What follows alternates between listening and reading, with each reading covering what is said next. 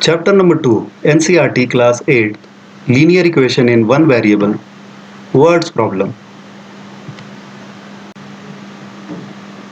Exercise 2.2, question number 7 and 8. तो पहले चलो क्वेश्चन नंबर 7 सॉल्व करते हैं. क्या कहता है क्वेश्चन नंबर 7, आइए पढ़ते हैं. The sum of three consecutive multiples of 8 is 888, 888. Find the multiples. यहाँ हमें मल्टीपल्स ऑफ 8 फाइंड करना है, ठीक है, जिसका सम करने पे 888 आएगा. तो ऐसे 3 कॉन्जिक्यूटिव मल्टीपल्स फाइंड करना है. सबसे पहले हम मान लेते हैं, let the first multiple of 8 be 8x. अब 8x क्यों? क्योंकि ये 8 का मल्टीपल है. देयरफॉर जो सेकेंड कॉन्जिक्यूटिव मल्टीपल है वो क्या हो जाएगा? 8x plus 8. अब प्लस 8 क्यों? क्योंकि जब आप 8 के मल्टीपल को देखेंगे तो पहला और जो दूसरा मल्टीपल होगा उसके बीच का जो फर्क होगा वो 8 का होगा. सपोज जैसे आप 8 का टेबल पढ़ते हैं, 8 1 जा 8, 8 2 जा 16. तो 8 से 16 पे जाने के लिए आपको कितना इसमें ऐड करना पड़ा? 8 ऐड करना पड़ा, तब आप 16 पे चले गए. तो इसी तरह से हमने ये सेकेंड मल्टीपल भी बनाया. तो दैट्स वाई जो थर्ड मल्टीपल है हमारा वो क्या हो जाएगा? 8x plus 16. अब ये 3 हमारे मल्टीपल हो गए, पहला 8x, दूसरा 8x प्लस 8 एंड तीसरा 8x प्लस 16. अब अकॉर्डिंग टू क्वेश्चन जो हमारा इक्वेशन बनेगा वो ये कहता है the sum of 3 consecutive multiples. तो तीनों जो मल्टीपल हैं हमारे 8x plus 8x plus 8 plus 8x plus 16, इसको ऐड करने पे आपको क्या मिलेगा? 8 8 8 888 888. ये हमारा इक्वेशन बन गया. अब इसको आगे हम सॉल्व कर लेते हैं. पहले x वाले जो टर्म है उन सबको पहले आप देख लें और उसको क्या करना है पहले ये कर लिया जाए. तो ये 8x वाले जितने भी टर्म है x वाले ये सब पॉजिटिव साइन के हैं, तो ये तीनों आपस में ऐड हो जाएंगे और ये कितना हो जाएगा? 24x प्लस अब बचा कौन? ये कांस्टेंट वाले टर्म 8 और 16, इनको भी ऐड कर लो, दोनों ही सेम साइन के हैं, तो ये हो जाएगा 24 और ये हुआ क्या? 888. अब आपको पता है कि इक्वेशन कैसे सॉल्व करना है. तो x को जो है वो इस साइड में LHS साइड में अकेले कर देना है, तो जो भी उसके साथ टर्म्स हैं वो हम दूसरी तरफ ट्रांसफ़र करेंगे. तो पहले 24 को हम इधर ट्रांसफ़र करेंगे. तो 24 का साइन यहाँ पे x के साथ वो ऐड हो रहा है, तो उधर ट्रांसफ़र होने के बाद क्या हो जाएगा? 24x इज इक्वल टू 888, क्योंकि वो प्लस का 24 था यहाँ आके माइनस का हो जाएगा. अब हम फर्दर इसको सॉल्व करते हैं. ये 24x एज इट इज़ रहेगा. 888 में से आपको 24 माइनस करना है. 8 minus 4 will give you 4, 8 minus 2 will give you 6 and this will be 8, 864. ये आया 24x is equal to 864. अभी भी x जो है वो अकेला नहीं हुआ है, उसके साथ 24 जो है वो मल्टीप्लाई हो रहा है. तो आप 24 को भी इधर ट्रांसफ़र करोगे. क्यों? क्योंकि x को अकेला करना है. तो अब आप देखें कि 24x के साथ क्या हो रहा है? Multiply.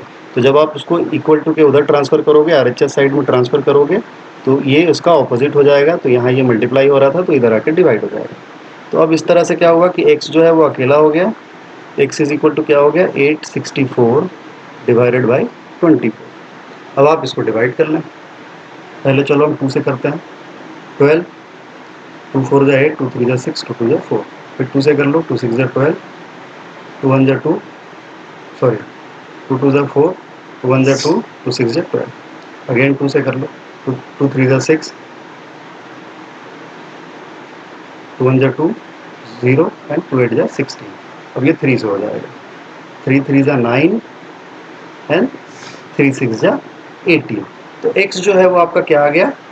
x is equal to 36. ये आपका x आ गया. बट आपके मल्टीपल्स कौन कौन से थे? पहला था 8x, तो ये क्या हो जाएगा? 8 इंटू 36. मल्टीप्लाई कर लो, देख लो क्या आता है. 8 6 जा 48, 3 8 जा 24, 24 plus 4 is equal to 288. This is your first multiple. अब सेकेंड मल्टीपल क्या होगा? सेकेंड मल्टीपल है 8x प्लस 8, तो 8x आपका 288 है, यानी कि सेकेंड मल्टीपल हो जाएगा 288 plus 8। So this will be what 8 8 16 1, ये 9 और ये 2। दूसरा आ गया 296 एंड द थर्ड वन क्या आएगा फिर? थर्ड वन है आपका 8x प्लस 16। तो जो आपका 8x आया है 288, उसमें आप क्या ऐड कर देंगे? 16 ऐड कर दो, देखते हैं क्या आता है। ये 8 4 8 6 14 4 1 8 1 9 10 0 2 3 304. So these are your three multiples and this is your answer. Question number 8. Three consecutive integers are such that when they are taken in increasing order and multiplied by 2, 3 and 4 respectively, they add up to 74. Find these numbers. ये है question. ये क्या कहता है कि 3 consecutive integers लेने हैं आपको। तो सबसे पहले हम क्या करते हैं, let the 3 consecutive integers b, पहला हम ले लेते हैं x, तो सेकंड वाला क्या हो जाएगा x प्लस 1। कॉन्जिक्यूटिव इंटीजर्स का मतलब एक के बाद एक आने वाले इंटीजर्स, तो वो एक के बाद एक कैसे आएंगे? जब उनके बीच का डिफरेंस जो है वो एक एक रहेगा, 1 1, तो प्लस 1 करते जाएंगे, हमको कॉन्जिक्यूटिव इंटीजर्स मिलते जाएंगे। तो तीसरा हमारा क्या हो जाएगा x प्लस 2। तो ये हमारे 3 कॉन्जिक्यूटिव इंटीजर्स हो गए। फिर क्वेश्चन क्या कहता है, when they are taken in increasing order. तो इंक्रीजिंग ऑर्डर क्या है? ये सबसे स्मॉलेस्ट है, स्मॉलेस्ट, फिर उससे बड़ा, फिर ये सबसे बड़ा, तो ये हमारा इंक्रीजिंग ऑर्डर हो गया। When they are taken into increasing order and multiplied by 2, 3 and 4, तो इसको हम तीनों को 2, 3 और 4 से मल्टीप्लाई कर देते हैं। तो अकॉर्डिंग टू क्वेश्चन क्या हो जाएगा, जब हम पहले वाले को यानी कि स्मॉलेस्ट वाले को 2 से मल्टीप्लाई करें और फिर सेकंड वाले को 3 से मल्टीप्लाई करें और फिर थर्ड वाले को यानी कि लार्जेस्ट जो है उसको हम क्या करें, 4 से मल्टीप्लाई करें और फिर क्या करें, they add up to 74। Multiply करने के बाद अब जब इन सब को हम ऐड करेंगे तो 2x plus 3 into x plus 1 plus 4 into x plus 2, जब ये आप तीनों को ऐड करोगे तो आपको क्या मिलेगा? 74। तो ये हमारा इक्वेशन बन गया। अब इसको सॉल्व कर लेंगे, तो ये हो जाएगा 2x। अब 3 को अंदर डिस्ट्रीब्यूट करेंगे तो दोनों से मल्टीप्लाई होगा, एक बार x से मल्टीप्लाई होगा और एक बार 1 से मल्टीप्लाई होगा। तो 3 into x will give you what 3x, बीच में प्लस का साइन है वो लगा दिया, 3 इंटू 1 3 प्लस, इसी तरह से 4 को भी दोनों से मल्टीप्लाई करेंगे तो 4 इंटू एक्स 4x, फिर बीच में प्लस का sign plus 4 into 2 8 is equal to 74।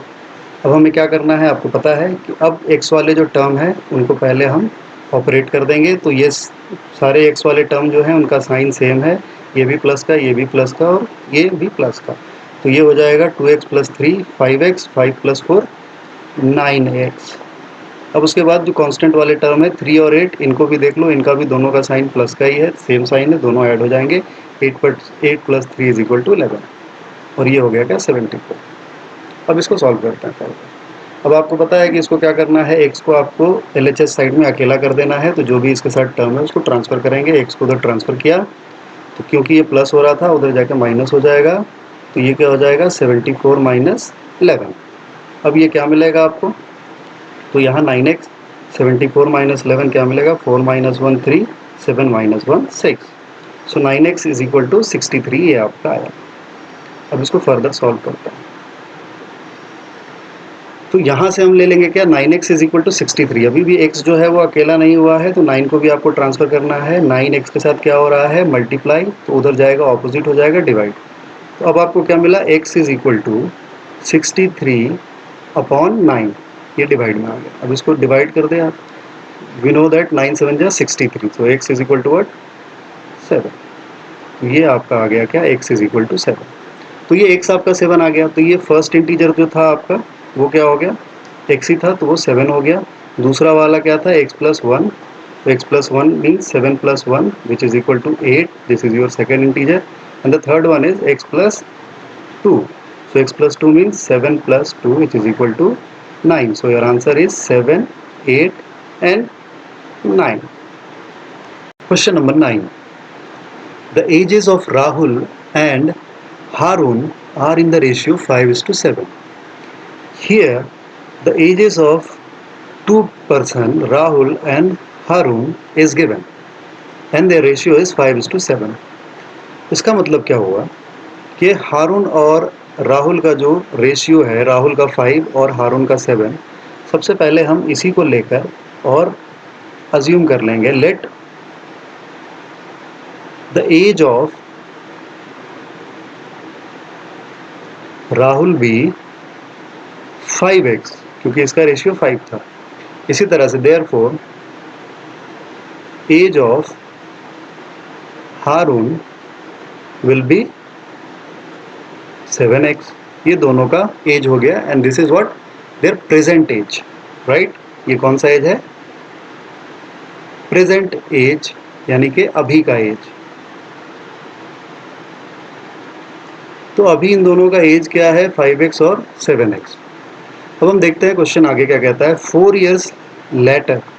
So 4 year letter का ये कंडीशन हम लगाते हैं. 4 years लेटर क्या होता है? अब किसी का प्रेजेंट एज अगर 5x है तो 4 साल के बाद उसका एज क्या हो जाएगा? 4 साल बढ़ जाएगा. सिंपल सी बात है. तो राहुल का एज 4 year लेटर क्या हो जाएगा? 5x + 4. एंड हारून का जो एज है वो क्या हो जाएगा? 7x + 4. तो ये दोनों के 4 years लेटर वाले एज हो गए. अब ये क्या कह रहा है? 4 years later the sum of their ages will be 56. अब अकॉर्डिंग टू क्वेश्चन यहाँ पे फिर से क्या होगा कि जो 4 years लेटर वाले एजेस हैं, अगर उनका सम किया जाए, यानी कि 5x + 4 राहुल का जो एज है और फिर जो हारून का एज है 7x + 4, इन दोनों को अगर ऐड किया जाए तो हमें क्या मिलेगा? 56. तो ये हमारा इक्वेशन बन गया. अब इसको हम आगे सॉल्व कर लेते हैं. फिर से x वाले टर्म 5x और 7x दोनों ऐड हो जाएंगे. 7 5 12. तो ये हो गया 12x, क्योंकि दोनों का सेम साइन था, और ये 4 4 मिला के 8 हो गया. This is what 56. ये हो गया हमारा. फिर आगे बढ़ेंगे. अब x को अकेला करना है, 8 को हम ट्रांसफर करेंगे, 8 इधर जाएगा. तो ये यहाँ पे ऐड हो रहा था, उधर जाके क्या हो जाएगा? Subtract, opposite. 56 - 8. सो 56 - 8 क्या होगा वो देख लो. 16 - 8 will give you 8 and this is 48. अब यहाँ पे क्या आया? 12x = 48. अब इसको फर्दर सॉल्व कर लेंगे. सो 12x = 48. तो x को अकेला करना है, 12 को भी आप ट्रांसफर करोगे, यहाँ ये x के साथ मल्टीप्लाई हो रहा है, उधर जाके वो डिवाइड हो जाएगा. सो x विल बी व्हाट? 48/12. अब 12 48 को डिवाइड कर दो. यू नो दैट 12 4 जा 48. सो x = क्या आ गया? 4. अब इसी तरह से क्वेश्चन क्या पूछ रहा है? What are their present ages. What are their present ages. तो प्रेजेंट एजेस क्या है? राहुल का 5x है, यहाँ आपने लिख रखा है. तो राहुल का जो एज है that is 5x. This means 5 × x की वैल्यू क्या थी? 4. तो ये आ गया 20 ईयर. और फिर हारून का क्या हो जाएगा? हारून का आपने लिख रखा है 7x. This will be 7x which is 7 × 4 which is 28. तो ये दोनों के प्रेजेंट एजेस आ गए. And this is your question number 10. The number of boys and girls in a class are in the ratio 7:5. So here in this question, the number of boys and girls are given in the form of ratio. So first what we will do is, we will convert these ratios into a number. So what we will do here is, हम क्या करेंगे? इस ratio को पहले number में convert कर लेंगे. तो क्या करना है? Let the number of boys be 7x, and similarly number of girls will be 5x. ये दोनों का नंबर हो गया. एक 7x and the second one is 5x. And question फिर आगे क्या बोलता है? The number of boys is 8 more than the number of girls. उसका मतलब क्या है कि द नंबर ऑफ बॉयज जो है वो गर्ल्स से 8 more है. तो इससे क्या होगा? अकॉर्डिंग टू क्वेश्चन हमारा इक्वेशन बन जाएगा. और हमको पता है कि भाई जो नंबर ऑफ बॉयज़ है वो 7x है, और वो क्या है? गर्ल्स से, यानी कि 5x से कितना ग्रेटर है? 8. तो जब आप ग्रेटर को स्मॉलर वाले से सब्ट्रैक्ट करोगे तो ग्रेटर वाला जितना मोर है वो आपको सब्ट्रैक्ट करने के बाद मिल जाएगा. तो यही ये क्वेश्चन कह रहा है, the number of boy is 8 more than number of girls. तो जब बॉयज़ का नंबर गर्ल्स के नंबर से सब्ट्रैक्ट करेंगे तो हमको बॉयज़ का नंबर जितना मोर है वो मिल जाएगा, यानी कि 8। तो 7x minus 5x is equal to 8, ये हमारा इक्वेशन बनेगा। अब इसको सॉल्व कर लेंगे। 7x minus 5x will be 2x and 2x is equal to 8। So x is equal to what, 8/4। ये जब इधर ट्रांसफर करेंगे तो डिवाइड में आ जाएगा 2, सॉरी, ये हम इसको ऐसे बनाएंगे कि 2x को इधर ट्रांसफर करेंगे तो ये क्या हो जाएगा, x इज इक्वल टू 8 और 2 वहाँ पे मल्टीप्लाई हो रहा था x के साथ, तो यहाँ आके डिवाइड हो जाएगा और फिर ये कैंसिल आउट होके क्या आ जाएगा, x is equal to 4। x हमारा 4 आया। अब हम नंबर ऑफ बॉयज़ निकाल लेते हैं। तो बॉयज़ का नंबर क्या है, 7x। This means 7 into 4 which is equal to 7 4 जा 28। सिमिलरली गर्ल्स का क्या नंबर हो जाएगा, गर्ल्स का नंबर हमने लिया है 5x, so this will be 5 into 4 which is equal to 20। अब क्वेश्चन क्या पूछ रहा है, what is the total strength of the class. तो टोटल स्ट्रेंथ दोनों बॉयज़ और गर्ल्स को ऐड कर लें, this is 48, so total strength is 48 and this is your answer. Question number 11, Baichung's father is 26 years younger than Baichung's grandfather. तो बाईचुंग के जो grandfather हैं यानी कि उसके दादा, उनसे जो बाईचुंग के पापा हैं वो 26 साल छोटे हैं। ठीक है, तो हम क्या करते हैं, सबसे पहले ग्रैंडफादर जो हैं उनके एज को हम ले लेते हैं। Let the grandfather age be x। तो फिर फादर जो है उनका एज क्या हो जाएगा, father age will be x minus 26, क्योंकि वो 26 साल छोटे हैं। इसी तरह से फिर बाईचुंग का क्या होगा, तो बाईचुंग्स के लिए क्या दिया हुआ है, that Baichung's father is 29 years older than Baichung. Baichung के जो फादर हैं वो बाईचुंग से 29 ईयर्स बड़े हैं। इसका मतलब कि बाईचुंग जो है फादर से 29 ईयर छोटा है। तो फिर बाईचुंग्स का एज क्या हो जाएगा, कि फादर के एज से, फादर एज से कितना 29 छोटा, यानी कि माइनस 29। तो फादर का एज कितना है, x माइनस 26, जो कि यहाँ आपने एज्यूम किया है। तो इससे भी कितना 29 लेस, तो ये क्या आ जाएगा, x माइनस 55। ये आ गया किसका, बाईचुंग्स का एज। अब क्वेश्चन क्या कहता है, the sum of the ages of all the three. अब तीनों का जो है एज उसको आप सम कर लें। तो ग्रैंडफादर का x था प्लस फादर का क्या था, x माइनस 26 प्लस बाईचुंग्स का क्या आया, x माइनस 55। तो तीनों को आप सम करोगे तो आपको क्या मिलेगा, 135। ये हमारा इक्वेशन बन गया। अब इसको सॉल्व करते हैं। तो ये x x x तीनों x वाले टर्म हैं, तो ये क्या हो जाएगा, तीनों के सेम साइन है, तो ये हो जाएगा 3x। अब यहाँ पे क्या है, माइनस 26 और माइनस 25, इन दोनों का साइन भी आप देखेंगे दोनों का साइन सेम है, तो दोनों आपस में जुड़ जाएंगे। 6 plus 5 will give you 11, 1 carry, 5 to 7, 7 plus 1 8, ये क्या आ गया 81। नाउ 135, ये हमारा सेकंड स्टेप।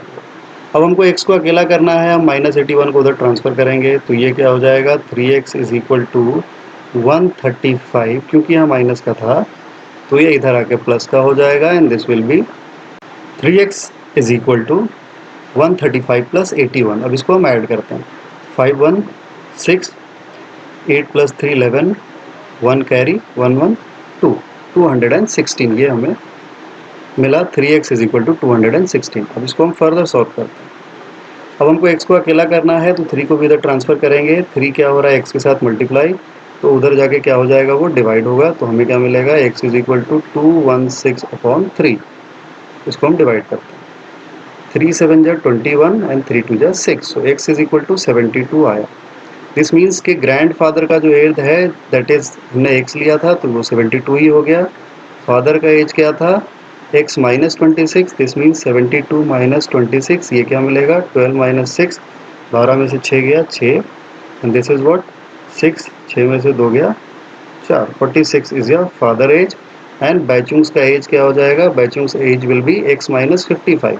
x माइनस 55 मतलब x 72 था, माइनस 55 करोगे क्या आ जाएगा, 12 में से 5 गया 5, 12 minus 5 will, sorry 12 minus 5 will give you what 7, and then ये 6 हो गया और ये 6 माइनस 5 1, 17। तो ये माइनस करने के बाद हमको 17 मिला, तो ये तीनों के एज आ गए। Grandfather 72, father is 46 and Baichung is 17 year old, and this is the answer of question. Question number 12. 15 years from now, Ravi's age will be 4 times his present age. What is the Ravi's present age? Question में पूछ रहा है कि रवि का present age क्या है। तो सबसे पहले हम यही कर लेते हैं, let the present age of Ravi be x। हमने रवि के प्रेजेंट एज को x ले लिया। अब क्वेश्चन के अकॉर्डिंग क्या होता है वो हम देखते हैं। Let us see. 15 years from now, 15 years from now मतलब 15 साल बाद।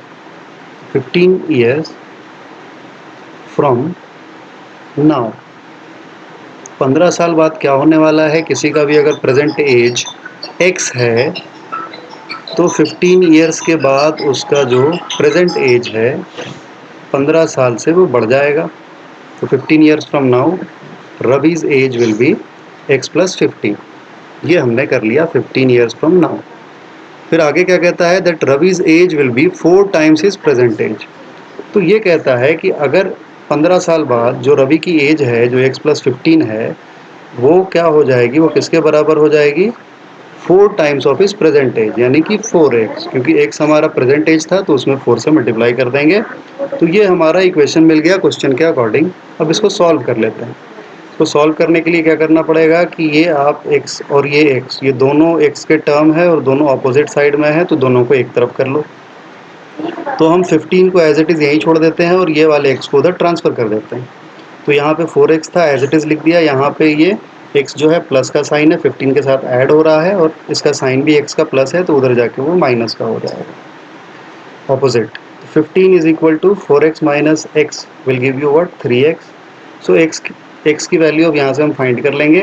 15 इज इक्वल टू 3x दिया हुआ है। अब x को अकेला करना है, 3 को इधर ट्रांसफ़र करेंगे, ये इधर डिवाइड में आ जाएगा। क्यों, क्योंकि यहाँ पे ये 3 जो है x के साथ मल्टीप्लाई हो रहा था, यहाँ पे x अकेला बच गया। So this will be what, x is equal to 15 by 3 which will give you what, 5। So x is what, 5 and this is the present age of Ravi, and this is your answer.